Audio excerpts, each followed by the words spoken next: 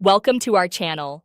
If you want to share your Netflix account with family members without revealing your password, follow these step-by-step instructions to add users and manage profiles securely.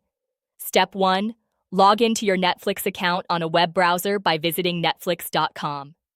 Click on your profile icon in the top right corner and select Account from the drop-down menu.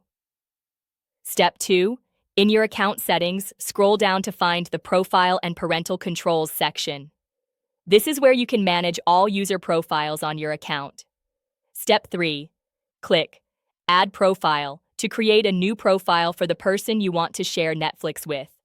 Give the profile a name and choose an icon that represents that user. Step 4. For additional security and personalization, enable Profile PIN protection. Click on the profile you just created, then select Change under Profile Lock and set a 4-digit PIN. Step 5. Note that Netflix's sharing policies have changed. If you're sharing with someone outside your household, you may need to purchase an extra member add-on through your account settings. Step 6.